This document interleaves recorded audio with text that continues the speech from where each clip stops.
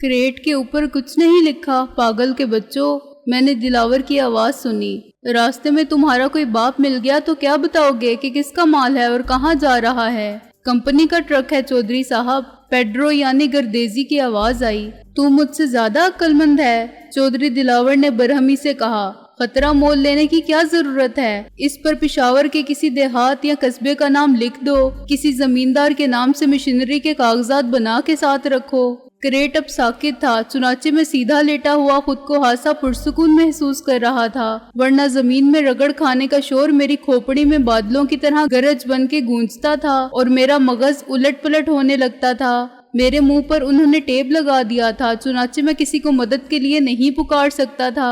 اگر میں کوشش کرتا تو میرے حلق سے کبوتر کی طرح گٹرگو کے سوا کچھ نہ نکلتا۔ میں کریٹ کی سائڈ پر لاتے مار سکتا تھا اور ہاتھوں سے بھی پیچھے کی طرف زور لگا سکتا تھا، لیکن ابھی اس کارروائی کی کوئی گنجائش نہ تھی۔ اس کے لیے مناسب ترین موقع کا انتظار کرنا بہتر تھا، حالانکہ یہ امید بھی خود فریبی کے سوا کچھ نہ تھی کہ میں ٹانگوں کا زور لگا کے آدھا انچ سے زائد موٹے تختوں کو توڑ دوں گا یا ان کی کیلیں نکال دوں گا، دیواروں پر دھم دھم لاتے مار کے کسی کو متوجہ کر سکوں گا یا SOS کا سگنل دے سکوں گا۔ انہی بدماشوں میں سے کسی نے کریٹ پر کالے رنگ اور برش سے کچھ لکھنا شروع کیا۔ ایک جھری میں سے بلب کی روشنی سنہرے تار کی طرح جھلملانے لگی، لیکن میں بے حس و حرکت پڑا رہا۔ ابھی ان کو یہی تاثر دینا بہتر تھا کہ مجھے ہوش ہی نہیں۔ شاید اسی طرح میں ان کی گفتگو کا کوئی لفظ سن کے اندازہ کر سکوں کہ وہ مجھے پیک کر کے کہاں لے جانا چاہتے ہیں۔ مقصد اگر مجھے مارنے کا ہوتا تو اس کے لیے یہ تکلف غیر ضروری تھا اور تدفین کی خاطر تابوت بھی غیر ضروری تھا۔ صاف ظاہر یہی ہوتا تھا کہ وہ کسی قسم کا خطرہ مول لیے بغیر مجھے کہیں شفٹ کرنا چاہتے ہیں۔ ایسے ہی ہاتھ پیر باندھ کے گھٹری کی طرح ٹرک میں لے جانا مشکل کام نہیں تھا، لیکن وہ محتاط تھے اور مجھے کوئی موقع فراہم کرنا نہیں چاہتے تھے کہ میں رسیاں کھول کے چلتے ٹرک سے کود جاؤں یا ہوش میں آ کے بندھا ہوا بھی پر کٹے کبوتر کی طرح کلا بازیاں کھانے لگوں۔ کریٹ کے اندر رہ کے نہ میں کسی کو نظر آ سکتا تھا اور نہ آزاد ہو جانے کی صورت میں، جس کا امکان 1% بھی نہ تھا، کوئی خطرناک کارروائی کر سکتا تھا۔ گاڑی میں دوسرا مال بھی جائے گا؟ گردیزی نے سوال کیا۔ معلوم نہیں دوسرے مال سے اس کی کیا مراد تھی۔ نہیں، فی الحال اسی کو ٹھکانے پہنچا دو، چودھری دلاور نے کہا، اور دیکھو راستے میں کوئی روکے تو اسے دور لے جا کر سودا کر لینا، قریب کوئی آنے ہی نہ پائے۔ کوئی پیچھے لگ جائے تو بھاگنے کی کوشش مت کرنا، ٹرک لے کر کھلی سڑک پر کوئی نہیں بھاگ سکتا اور تیز رفتاری میں حادثہ ہو جاتا ہے۔ میں ہر غلطی معاف کر دوں گا، لیکن حادثے میں کوئی نقصان ہوا تو زندہ گاڑ دوں گا۔ اس کی آواز اور اس کا لہجہ دونوں بدلے ہوئے تھے۔ چودھری صاحب، دونوں پرانے ڈرائیور ہیں اور میں نے اچھی طرح سمجھا دیا ہے، گردیزی بولا۔ صبح تک سب کو واپس آنا ہے، سب ڈیوٹی پر ہوں گے وقت کے مطابق، دلاور نے کہا۔ ان کی گفتگو سے میں نے یہ نتائج اخذ کیے کہ ٹھکانے کا مطلب ٹھکانے لگانا نہیں تھا، مجھے وہ کسی محفوظ مقام میں پہنچا رہے تھے جو ان کا اڈا تھا یا کوئی ایسی جگہ تھی جہاں کسی کی پہنچ ہی نہ ہو۔ مزید یہ کہ وہ جگہ 100-125 میل کے اندر تھی۔ ایک ٹرک رات بھر اتنا ہی دور جا کے واپس آ سکتا تھا۔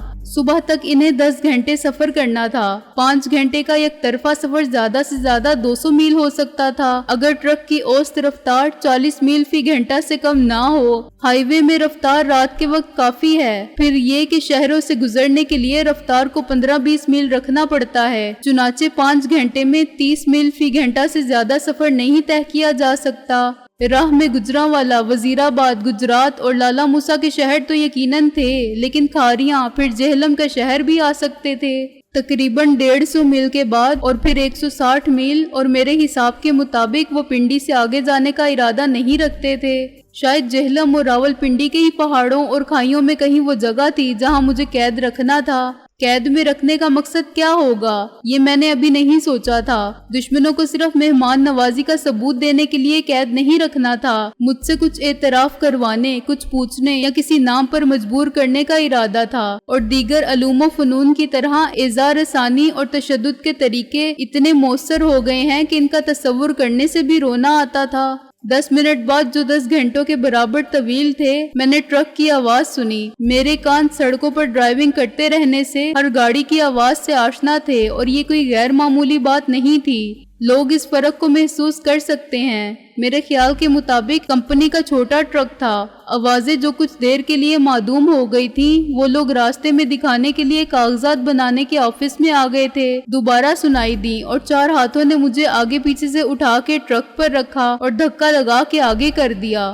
ٹرک کا پیچھے کا دروازہ بند ہوا جو دراصل 2 فٹ اونچی روک تھا اور ٹرک کے پیچھے کی 3 دیواروں کے برابر تھا۔ پھر نہ جانے کیا ہوا کہ بھگدڑ مچ گئی۔ دلاور نے سب کو غائب ہو جانے کا حکم دیا۔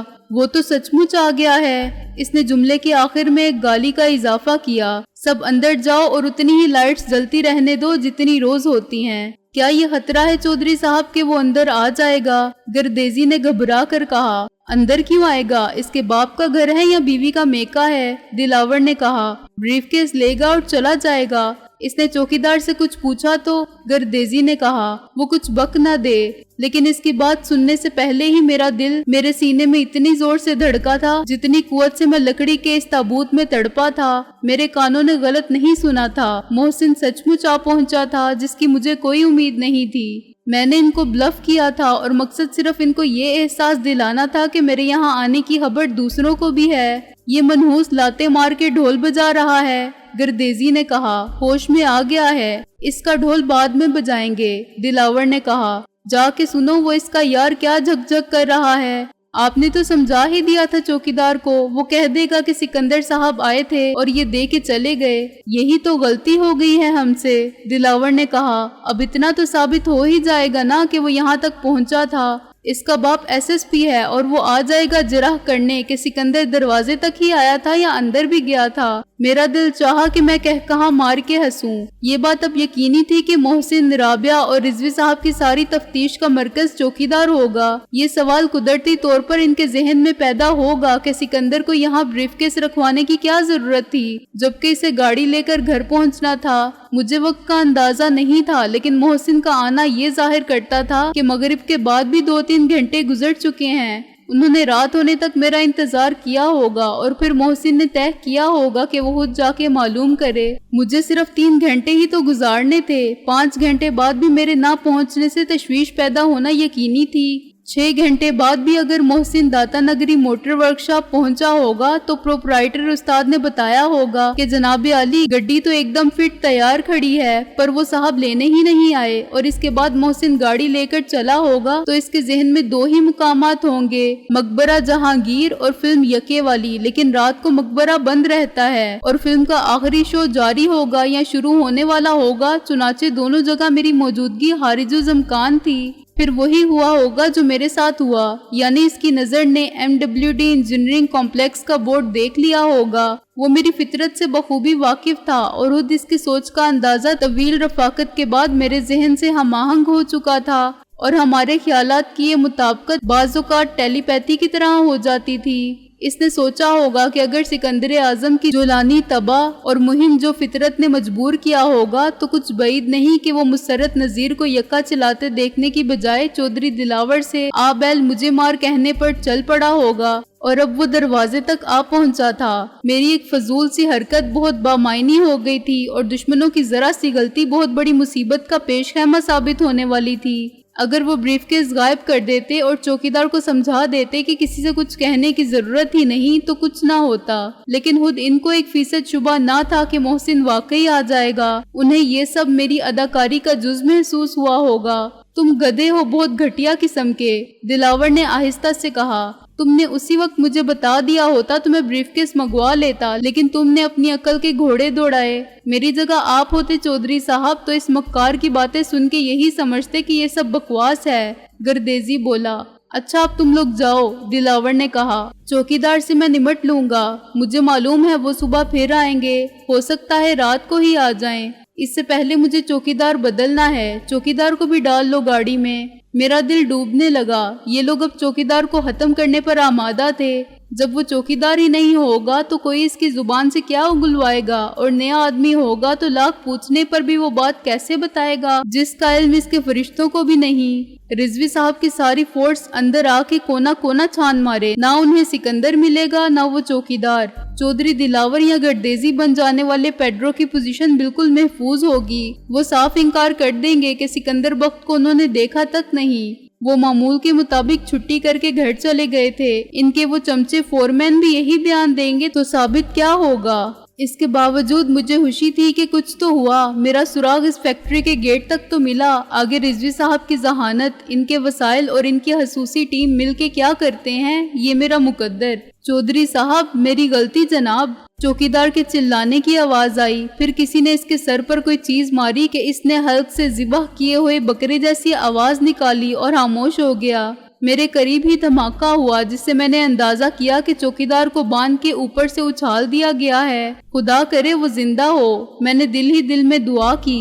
یہ ہو سکتا ہے کہ راستے میں اسے ہوش آ جائے، میرے اور اس کے درمیان ایک تختے کی دیوار ہے، وہ میری بات سن سکے گا، لیکن یہ آواز آگے بیٹھ کے ٹرک چلانے والوں تک نہیں پہنچے گی۔ میری پہلی کوشش کی ناکامی نے مجھے تھوڑا سا دل شکستہ کر دیا تھا، لیکن مایوس نہیں کیا تھا۔ محسن گیٹ سے باہر تھا، چنانچہ وہ آواز اس کے کانوں تک کیسے پہنچ سکتی تھی جو میری لاتوں کی کریٹ پر لگنے سے پیدا ہوئی تھی؟ اگر یہ دھم دھم وہ سن بھی لیتا تو اس سے یہ نتیجہ کیسے اخذ کرتا کہ یہ شہزادہ سکندر بخت کا SOS ہے جو اس وقت لکڑی کے ایک ڈبے میں پیک کیے جا چکے ہیں اور اندر ہی اندر مرغے بسمل کی طرح تڑپ رہے ہیں۔ لیکن اندر رہ کے بھی میں باہر پڑے ہوئے چوکیدار سے مشورہ کر سکتا تھا اور حالات کے مطابق اس کو مشورہ دے سکتا تھا یا اس کی رہنمائی کر سکتا تھا۔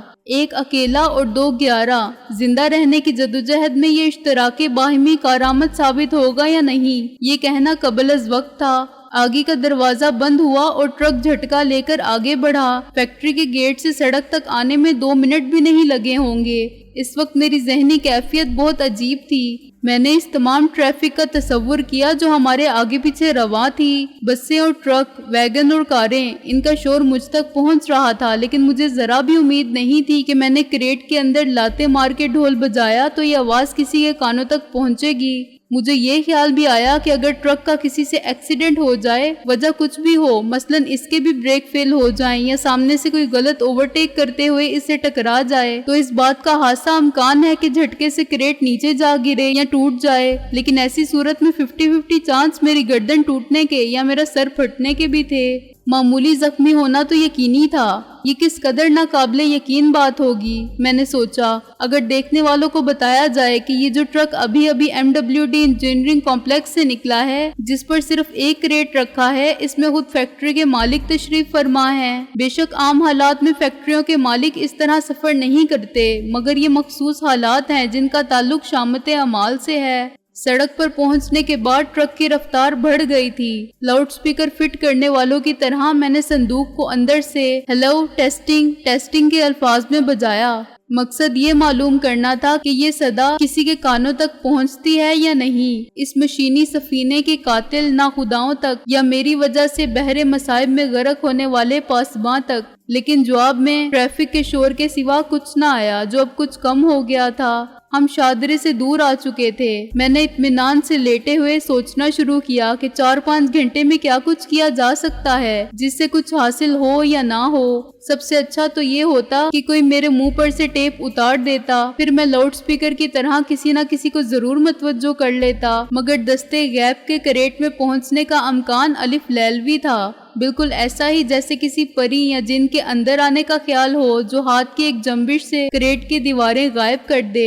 میری ناک میں عجیب سی ناگوار بدبو پہنچی تو میں نے اندازہ لگایا کہ ہم کالا شاہ کاکڑ سے گزر رہے ہیں، جہاں کیڑے مکوڑے اور ادویات بنانے والا بہت بڑا کارخانہ ہے اور اس کا کیمیائی دھواں سانسوں کو معطر رکھتا ہے۔ یہ تو وہی جگہ ہے جہاں ہم حادثاتی تصادم سے گزرے تھے۔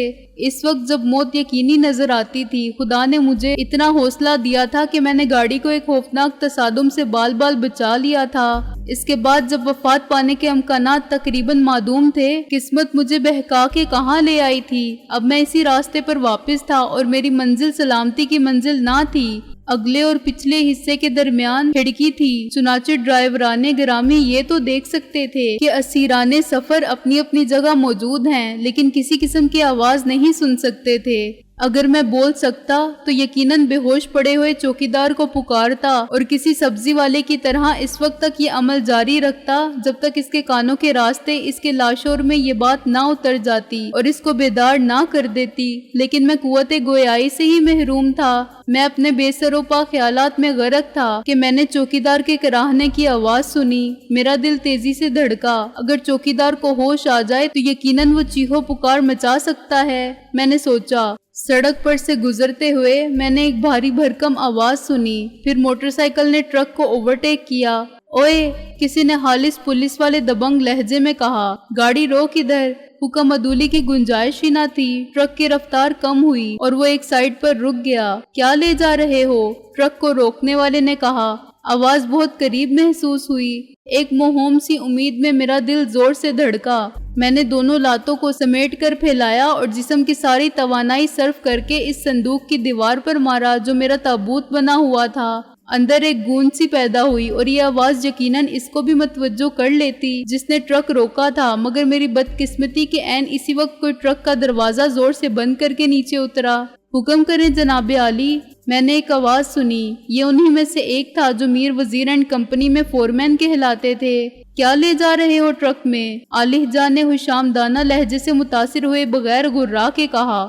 وہی جو روز لے جاتے ہیں سرکار، کمپنی کا مال ہے تھانے دار جی۔ کون سی کمپنی کا؟ کیا مال ہے اس صندوق میں؟ تھانے دار بولا۔ کمپنی کا نام تو ٹرک پر لکھا ہوا ہے سرکار، اپنے چودھری دلاور صاحب کی فیکٹری ہے۔ میں نے پھر صندوق کی دیوار پر لات ماری۔ یہ کیسی آواز ہے؟ تھانے دار نے کہا۔ وہ پیچھے والا پٹ ذرا ڈھیلا ہے عالی جا، آپ ذرا ادھر آئیں، سڑک سے ہٹ کر بات کریں۔ اوئے ہاتھ چھوڑ، بات کر اسی جگہ۔ تھانے دار گرم ہو گیا۔ بکس میں کیا ہے؟ بکس میں پرزے ہیں جی، ٹریکٹر کے ساتھ جوڑنے والے۔ آواز اب قدرے دور سے آئی مگر میں نے باکس کے اندر لاتے مارنے کی جدوجہد جاری رکھی۔ اپنے چودھری صاحب کی فیکٹری میں یہی بنتے ہیں۔ باہر سے ٹرک اور بسیں گزرتے جا رہے تھے، چنانچہ جتنی آواز میرے کان اس ڈبے میں سن رہے تھے اتنی باہر تھانے دار تک نہیں پہنچ رہی تھی۔ اس کے باوجود تھانے دار کے ذہن میں پیدا ہونے والا شک برقرار رہا۔ اس کی وجہ غالباً یہ تھی کہ مجھے اغوا کرنے والے کا لہجہ اعتماد سے خالی تھا اور شاید وہ گھبرا گیا کہ خوف اس کی آواز سے جھلکتا تھا۔ الو بناتا ہے مجھے، تھانے دار نے اسے ایک اور گالی دے کر کہا۔ تھانے لے کر چل ٹرک کو۔ تھانے کی بات کیوں کرتے ہیں جناب عالی؟ ڈرائیور نے لجاجت سے کہا۔ بات تو یہاں بھی ہو سکتی ہے، تو بات کر انسانوں کی طرح۔ یہ کیا ڈھک ڈھک ہو رہی ہے باکس میں؟ تھانے دار نے کہا اور اپنی کوشش کی کامیابی نے میرا حوصلہ بڑھا دیا۔ میں نے صندوق کے اندر مرغے بسمل کی طرح تڑپنا شروع کیا اور میری لاتیں لکڑی کی بنی ہوئی 3 دیواروں پر پڑتی رہیں۔ ٹریکٹر کے پرزے اندر ہی اندر چلنے لگے ہیں۔ تیرے چودھری صاحب کی؟ تھانے دار نے برہمی سے دلاور کو بھی گالی سے نوازا۔ میں کھال کھینچ کے سڑک پر ڈال دوں گا۔ عالی جا، اس بار معاف کر دیں، ڈرائیور بولا۔ میں نے جھوٹ بولا تھا، بکس میں ہرن ہے، چودھری صاحب نے چھانگا مانگا سے پکڑا تھا، بڑا سخت جرم ہے جی، لیکن ہم تو بے قصور ہیں، بڑے آدمیوں کے شوق ہیں، ہمیں حکم ملا تھا کہ اسے ایک دوست کے گھر پہنچانا ہے، وہ صوبہ سرحد کے بہت بڑے زمیندار ہیں سرکار، کھلا نہیں لے جا سکتے تھے، اس لیے ایک بکس میں ڈال کے لے جا رہے ہیں۔ اس کی آواز رفتہ رفتہ قریب آ رہی تھی، جس سے میں نے اندازہ کیا کہ تھانے دار ایک ایک قدم پیچھے کی طرف بڑھتا آ رہا ہے۔ ڈرائیور نے بڑی چالاکی سے میری امیدوں پر پانی پھیر دیا تھا، لیکن ایک امید ابھی زندہ تھی۔ اگر پولیس والے نے پیچھے آ کے جھانکا تو اسے بے ہوش پڑا ہوا چوکیدار ضرور نظر آ جائے گا۔ اس کے بعد وہ ڈرائیور کو ہرگز نہیں بخشے گا۔ وہ دیکھیں عالی جا، چودھری صاحب نے کہا تھا کہ کوئی پوچھے تو اسے یہی بتایا جائے، اور یہ نذرانہ ہے چودھری صاحب کی طرف سے۔ ڈرائیور نے تھانے دار کو روکنے کی کوشش میں کوئی کمی نہیں آنے دی۔ پورے 2000 ہیں، آپ فرما دیں، کم ہے تو۔ یہ ہرن کا بچہ اچھل کود رہا ہے۔ تھانے دار کی آواز بہت قریب سے آئی۔ چلا کیوں نہیں رہا ہے؟ چلائے گا کیسے سرکار، منہ باندھ دیا ہے اس کا، ڈرائیور بولا۔ اب جانے دے اس معاملے کو، خواہ بات بڑھے گی، آپ اسے ضبط کر لیں، پھر مجھے پکڑ کے ڈک لیں، مگر چودھری صاحب بڑے رسوخ والے آدمی ہیں، ان کو جیل تو ہو نہیں سکتی، جرمانہ ہی ہوگا عدالت سے، جرمانہ آپ لے لیں، اپنا وقت کیوں ضائع کرتے ہیں عالی جا، میری بھی ضمانت ہو جائے گی، ہم تو حکم کے غلام ہیں، ہمارا کوئی جرم نہیں، چلیں آپ 2 کی 4 کر لیں، ویسے اپنے چودھری صاحب نے مجھے 5 تک اختیار دیا ہے، لیکن ہرن تو ضرور جائے گا جی، ہو سکتا ہے چودھری صاحب ایسے ہی آ کر لے جائیں، پھر آپ کو افسوس ہوگا اپنے نقصان کا۔ ایسے ہی ضد میں 5,000 بھی جائیں گے، ہرن کا کیا ہے؟ اوئے ہرن کے بچے، تھانے دار نے یکلک مشتعل ہو کے کہا۔ پھر پٹاخے کی طرح آواز آئی جس سے میں نے اندازہ کیا کہ تھپڑ ہاسا بھرپور تھا اور ڈرائیور کے منہ پر پڑا ہے۔ یہ ہرن ہے کہ بندہ؟ بول تیری ایسی تیسی۔ بتاتا ہوں علی جا۔ ڈرائیور کی گھٹی گھٹی آواز آئی۔ یوں لگتا تھا کہ تھانے دار نے گالی دیتے ہی اس کی گردن بھی دبوچ لی ہے۔ خدا نے میری سن لی تھی۔ پولیس انسپکٹر نے بے ہوش پڑے ہوئے چوکیدار کو دیکھ لیا تھا۔ ہرن والا جھوٹ شاید 5,000 میں چل جاتا، لیکن اب معاملہ لمبا ہو گیا تھا۔